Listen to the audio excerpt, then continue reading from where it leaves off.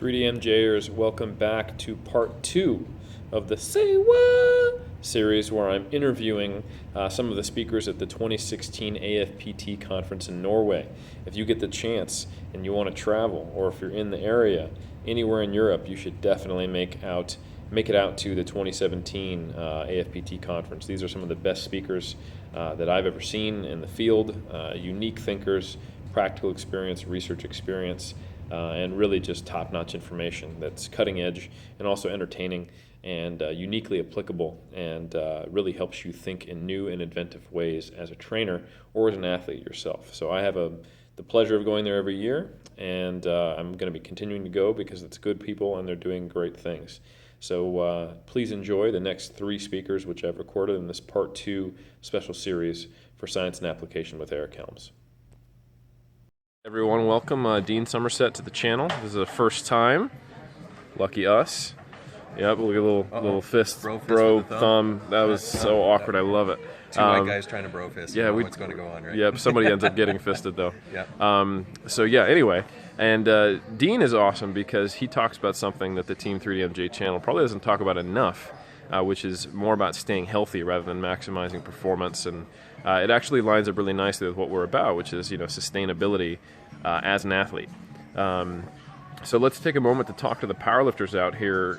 Dean, what are some of the ways that you found to successfully help powerlifters stay in the game, or to at least stay in the game with less pain or less chance of injury?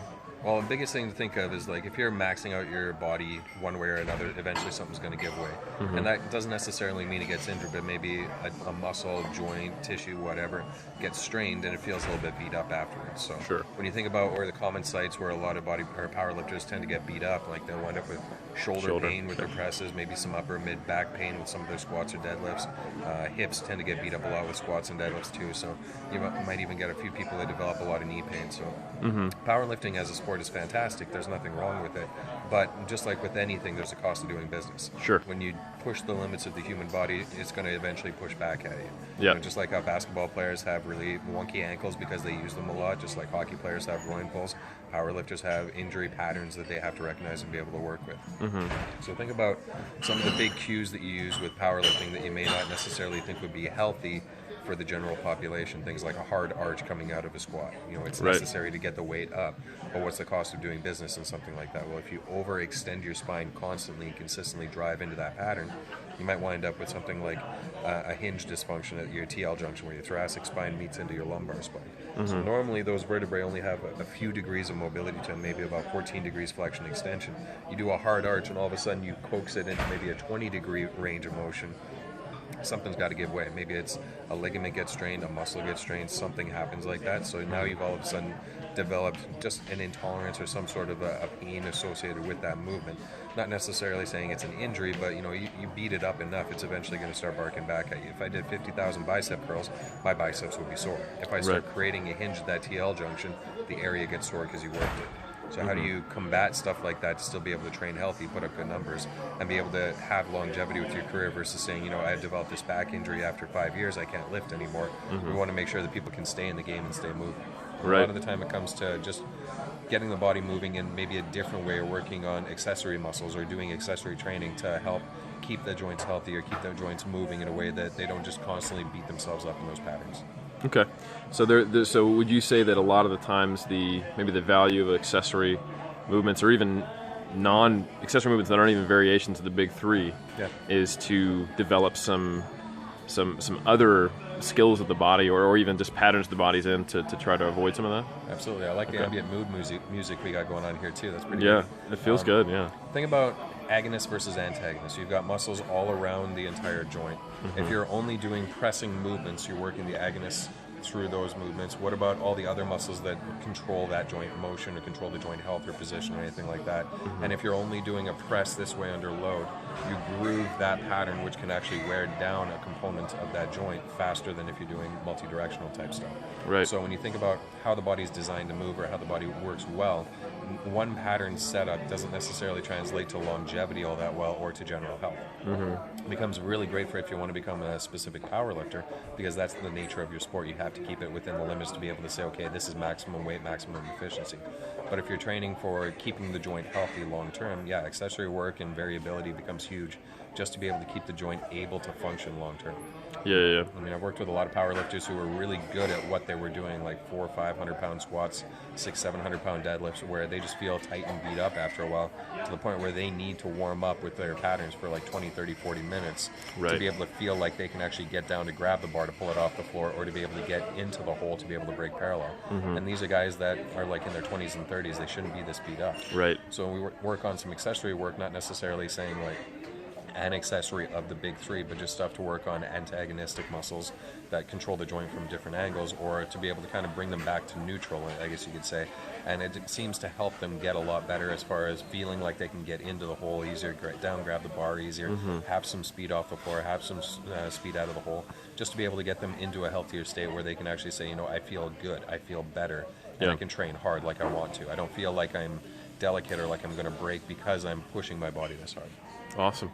I love that. That's one of those kind of intangible ways that performance eventually gets improved. Yeah. You know, when you feel good, you want to lift, and when you don't feel good, you don't want to lift. Yep. And I know for me, I've definitely I've been the guy you're describing at times, and it's very difficult to be motivated. Training is frustrating. Yep. I know for me, depending on where the pain is, sometimes I will feel just inhibited in my strength, you know, and I kind of have to really do things to get it going, do additional warm-ups, and it ends up being inefficient use of my time because I have to spend 30 minutes doing anything before I actually get onto the bar, which is scared probably to train sometimes too. Yeah. You're like, I don't want this to become an issue, so you start backing off and doing a bunch of other stuff to be able to say, well, I'm still training, but I'm not getting the training benefit I want. Right. No, I want people to be under the bar or over the bar as much as they possibly can, and be able to get the benefit of the training that they need to. Sometimes we need to back off for a little while and take time away from the sport to be able to do some resets or whatever, but a lot of the time it's like, okay, let's get you under that bar again and get working. Right. Makes sense. I love it. Yep. Well, thank you for your time. Dean, where can we find you, and can you tell us just a little bit more about yourself? We're going to do it backwards here. I'm an exercise physiologist, strength and conditioning specialist, medical exercise specialist. I'm at deansomerset.com. Awesome. Eric's going to have links up for that, but most of the time I talk about how to get people moving better, feeling better, and performing better, as well as, you know, biomechanical stuff on how to actually get better out of your big lifts and how to do things that are a little bit funky, some advanced mobility stuff, but just getting people healthier. That's my big thing. I want people to be able to train until they're 80 or 90 or 100 and still be putting up solid numbers. Love it. Awesome. Well, thank you for your time, sir. Let's make an actual better bro. Yeah, that was... There Look at that. we're We're still white, but we nailed it. Awesome. Thanks again for your time, buddy. You bet. Right, Bret Contreras is on the 3D Muscle Journey channel. This is the first time. Thank you for coming on. We're doing more interviews here at the AFPT conference, just hearing some tidbits from the best researchers in the field who also know how to apply it. Bret, first I just want to say thank you for coming on. Thank you for having me. On camera shake, you saw it, so you know that I actually do like this person despite what you see me say in private. That's a joke. It didn't really make sense because you wouldn't see it in private. So Bret, tell me more about who you are and what you do. Well, I just recently got my PhD, pretty much in glutes. Whoop, whoop. And this has been about I'd say 25 years of being interested in glutes because I didn't have any. I was that guy who had his back went right into his legs. So for me to acquire glute mass, I had to learn everything. I had to really study it. And I have an 800-pound hip thrust, 610-pound deadlift, and the PhD. I lift, I train other people, and I read the research, so hopefully my advice for you today is beneficial. And he's got an awesome research review. He's got an awesome blog. I'll put all his links below so you can check out his stuff. And Bret has competed in and trained powerlifters and worked with physique athletes as well. So I think, and I've seen Bret speak a number of times, I think a few of the game changers for me have been understanding some of the differences in different hip extension exercises. I think I've always thought, I guess you could say as a traditional personal trainer, that it's all about just muscle actions. So, you know, a hip extension is a hip extension is a hip extension. If I want to hit my glutes and my hamstrings, a squat and a deadlift and a lunge and all these things are basically the same. But when you started talking about, you know, different types of loading besides axial, I thought that, or vertically loaded exercises, I found that very interesting in NSCA. So I was wondering if you could just talk about that a little bit, since we have a huge audience of, you know, powerlifters, bodybuilders, people who are looking to maximize hypertrophy and hip extension strength. That'd be cool. to hear about that. Okay, so if you have actually you could type this in to Google, are all hip extension exercises created equal? And it should pop up a PDF I posted on my blog. But what Eric was alluding to is most trainers, like let's say you said, all right, I could prescribe a good morning, a 45-degree back extension, or a horizontal back extension. But most trainers would say, yeah, they're the same movement pattern. It's all kind of straight leg or semi-straight leg hip extension. It's going to work the hamstrings, the adductors, the glutes. However, in the case of the good morning, you have most of the stress at the bottom of the exercise, and then as you rise up, the torque on the hips diminishes. In converse, the horizontal back extension, when you're at the bottom, is easy, and most of the tension on the hips is at the top. Right. So those, if you were to graph tension on the hips throughout the hip range of motion, they'd be like this. The good morning starts out high and ends low. The back extension starts out low and ends high. And then the 45-degree hypers is interesting because it's like an inverted U, Right. like that, and it peaks in the middle, it halfway up. So the theoretical, there hasn't been a training study actually looking at this, but you could speculate and Soon to say, come, though, right? Not with the Or at least with the deadlifts and the squats. not with the you're right. There will be a study on comparing squats versus hip thrusts versus deadlifts. But in the case of the aforementioned 3 exercises, the good morning, since it stresses you most at the bottom when you're in a deep stretch, that could produce unique adaptations to the hamstrings. It could increase fascicle length. It could increase your force production at long muscle lengths, and it could protect against hamstring strain injury. Sure. In converse, the back extension, since it has the most load at the top, so most people think, like that you feel your glutes working well in a squat or a lunge. You might feel your glutes being activated down deep, but they don't achieve peak activation. They can't. The most activation you can get at the bottom of a squat is not even 2/3 of what you can get at the top of the range of motion. But in the squat and the lunge, the stress is at the bottom, and then at the top, it's more unloaded. Whereas, So what you're saying is basically at the point when you would get max activation because your glutes are in a stretched position, they are actually not able to get max activation. Yep.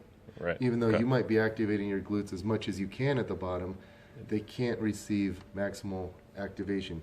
Got it. Maximum activation is at the very top, actually, even into hip hyperextension, where you move your hips past the anatomical position into extension.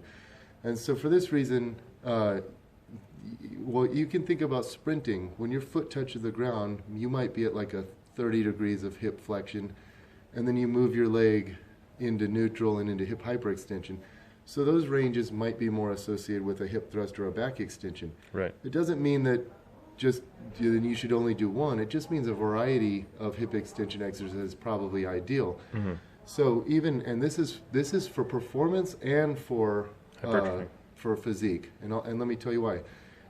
Let's talk about performance first. If you're trying to maximize sprinting speed, like I said, the good morning could be useful for preventing hamstring strain injuries, and you can't get better if you're injured. Right. And hamstring strain injuries are very prevalent. But then the hip thrust might make your hips stronger at end range hip extension, and in sprinting, the hamstrings are the most important hip extensor in the air. But when your foot touches the ground, now the glutes become the most important hip extensor. So you want both strong glutes and hamstrings through a full range of motion, not just in hip flexion or hip extension. So you want to do both, and for that reason, hip thrusts might help make people faster. In fact, we just published a study showing that hip thrusts led to better acceleration improvements than front squats, whereas front squats led to better vertical jump improvements. So directional specific adaptations. Yep, and that makes sense if you think of the force vector. Right. Squats have you moving the weight upwards, hip thrusts have you moving the weight forwards. So that could be vector-specific adaptations. But in the case of hypertrophy, let's say you could care less about performance, you just want to look jacked, you just want to make sure your muscles are maximally hypertrophied. Well, you might want to do squats for several reasons. Well, first of all, if we look at anecdotes, you can say, look at Olympic lifters. They have amazing glutes. They don't do hip thrusts. They just do squats.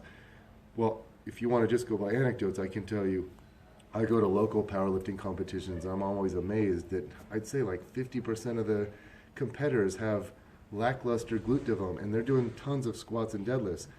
Now, there's a huge genetic component to glutes. In fact, I'll tell you, I have a study showing, just looking at a random sample of like 80 people, and one male had 486% more glute muscle volume than another guy. So he had like, one guy had 158 cubic centimeters of gluteus maximus muscle volume, and the other had like 986 or something like that. It was crazy. Right. Yeah. And that makes sense. You could just go to any public place and see some people have large glutes, some people don't. So genetics is the most important factor with glute development, but then your training highly influences that. With squats, you get pretty good peak. Your muscle activation of squat is, for glutes, it doesn't peak at the bottom. It peaks about halfway up, kind of towards in the sticking region. So you do achieve decent peak levels of glute activation in a squat. So if you just squatted, you could get good glute development, and especially because you stretch the glutes at long lengths, and that could create more muscle damage. That's why you tend to get sore glutes when you squat and when you lunge. And muscle damage could be beneficial for the long run because it can increase satellite cell activation and proliferation. You get more nuclei into the muscles. And over the long run, that's very, very important because theoretically a muscle can only grow proportionally to the number of nuclei it has. Sure. It's called the myonuclear domain theory. However, hip thrusts get you more tension, more activation, probably more motor unit recruitment, even though that can't be inferred from EMG alone. Yeah. But you get more tension on the glutes, and it elicits more metabolic stress, meaning you get a burn, you get a pump. And so this is also good for satellite cell activation, so it's good for the long run. But motor unit recruitment is probably the most important factor for hypertrophy. So hip thrusts are probably better than squats, just comparing 1-to-1 for glute hypertrophy, but you shouldn't just do one, do them both. You should do both. And because the squat also trains your quads, hamstrings to some degree. For leg development, we say, you know what, squats are king, but you know what they really are king of? The vasties. They're not king of rectus femoris. If you want to maximize rectus femoris, you need to do leg extensions. They're not that good at hamstrings. They can't be good at hamstrings because if you activate the hamstrings a ton for hip extension in a squat, the hamstrings would also produce knee flexion, and then the quads would have to work against the hamstrings to extend the knees. So you need to throw in a hamstring exercise like a leg curl or an RDL, and then for the glutes, you need to do things like hip thrusts, and if you want upper glutes, because people will think the upper glutes are just glute medius, but there's actually two subdivisions of the gluteus maximus. There's the upper subdivision and the lower, and the upper is responsible for hip extension, hip external rotation, and also hip abduction, frontal plane hip abduction, whereas the lower glutes don't activate for frontal plane hip abduction. So if you totally want to target just upper glutes, and I've had competitors who the judges said you need more upper glutes, I have them do tons of just frontal plane hip abductions. So for example, standing cable hip abductions where you swing the leg out. You can also use an ankle weight. You can also just lay on a bench, kind of have your leg off the bench and do hip abduction. So it's not sideline hip abduction because that limits your range of motion. You can bring the leg through. But those exercises are great in targeting the upper glutes. And then squats and lunges tend to focus more, they activate the lower glutes better, especially with muscle damage. Whereas hip thrusts and back extensions, which are kind of horizontal vector, antero-posterior, those activate both the upper and lower. So to summarize this whole thing, if you want to maximize performance, you should do a variety of exercises like squats, deadlifts, hip thrusts. Make sure you're doing a single leg exercise. Make sure you're doing end range hip extension and flexed range hip extension, and even some like Nordic ham curls, like knee flexion stuff. If you're trying to maximize hypertrophy, same thing. You would want to do a squat variation, a deadlift variation, maybe a leg curl, maybe a hip thrust, maybe a standing cable hip abduction, and leg extensions for the rec fem. Got it. Awesome. Well, thank you so much for that. Okay, 3DMJers, we have Brad Schoenfeld, the hypertrophy specialist, probably the man who has done more research directly relevant to bodybuilding than anyone else I know, at least in the last decade. And first off, I just want to say thank you for coming on, Brad. Friend of mine, huge. Thank you very much. Big inspiration to me and hugely influential in the way I evaluate the evidence and even in my practice. So first off, if you could just tell anyone who's been living under a rock who you are, what you do, and what you're about, and then we'll get into it. Sure. Brad Schoenfeld. I was a trainer for many years. I own my own facility for 18 years. I'm currently an assistant professor at Lehman College in the Bronx. I head their lab, their human performance lab, and I carry out primarily research on body composition with a focus on muscle hypertrophy. Awesome. Beautiful. So since you are on the cutting edge of this kind of research, where do you see as the next frontier, the next place to explore in body composition-based research for trained lifters? Yeah, so really the volume frequency aspect of the resistance training variables is an area that's really rife for exploration. We know a recent meta-analysis that we did showed that 10 plus sets maximize the volume, the dose-response relationship between volume and hypertrophy, but we couldn't really determine beyond 10 sets what the response is. There just isn't enough research. So I think that really the research really is rife for exploration in terms of 15 sets, 20 sets per muscle group per week and beyond, even to see where there might be that where the inverted U might actually start to fall off. We'd see the plateau. Right. And I think frequency is another area. There's been talk about the Norwegian Frequency Project and some other recent research that's in the preliminary stages, but really nothing to show beyond whether two times per week per muscle group is better, or 3 times per muscle group is better than 2 times or beyond that. Mm-hmm. So those are some really important areas. I would also say that really getting into the fiber type aspect. So we know now that you can get hypertrophy across a spectrum of loading ranges, from anywhere from 1 to 5 reps to 8 to 12 reps, and then 15 sets and beyond has been shown to produce substantial muscle hypertrophy. What we really don't know, and what still remains to be elucidated, is whether there would be fiber type differences between, let's say, high repetitions and moderate to lower repetitions. So there was some preliminary research showing that in a high repetition range, your type 1 fibers are primarily targeted, or when I even say primarily, there would be a tendency for more type 1 hypertrophy, and vice versa, in your heavier loading, a tendency for type 2 fiber hypertrophy. But there certainly is some equivocation there, and I can't say with confidence that that's the case, and I think quantifying that is really important.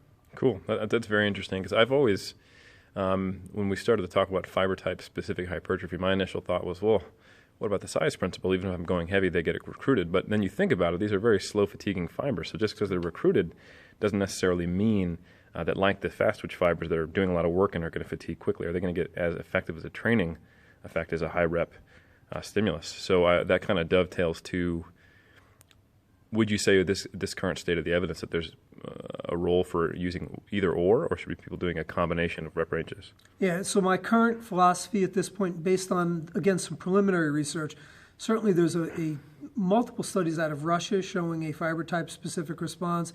I'm actually involved now in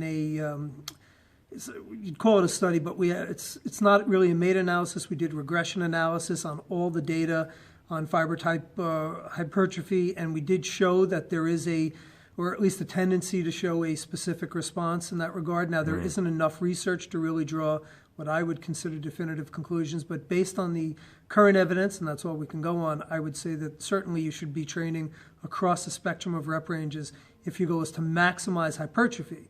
Now, if your goal is to maximize hypertrophy for a strength response, because there is a correlation between strength and hypertrophy, then you'd be best off training mostly in a lower repetition range, because that's where you're going to see maximal strength.